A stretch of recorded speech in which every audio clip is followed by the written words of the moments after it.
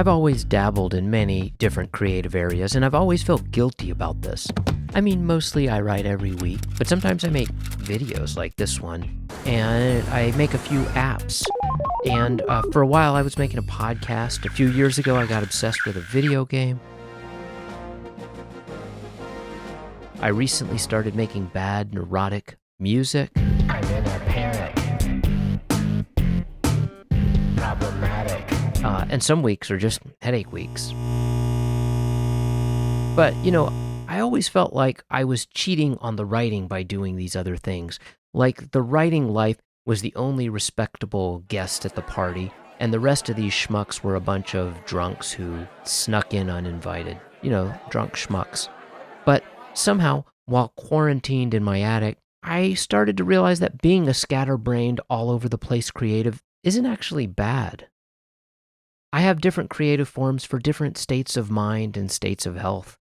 I mean, my friends who stick to one form will get shit done faster than me in that one particular area. My last novel was published 8 years ago, and I only just recently found a publisher for my second novel. And the other novel I've been working on needs a ton of TLC to get it to a finish line of sorts. But shit, who cares? I love making these videos when the itch hits me. And my neurotic app is fun to work on. This music thing is an unexpected delight.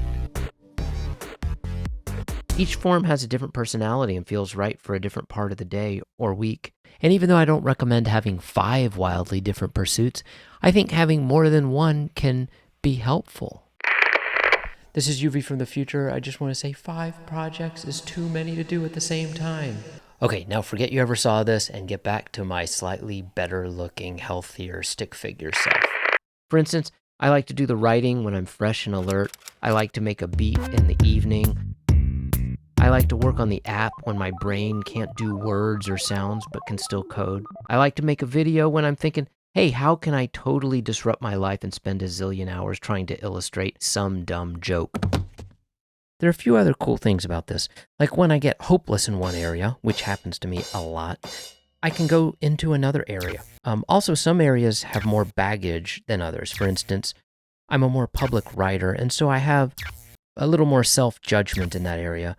But barely anyone knows about my music, and I still treat that realm like I'm a kid changing the virtual background in a Zoom conference every 5 seconds. Oh, Golden Gate Bridge.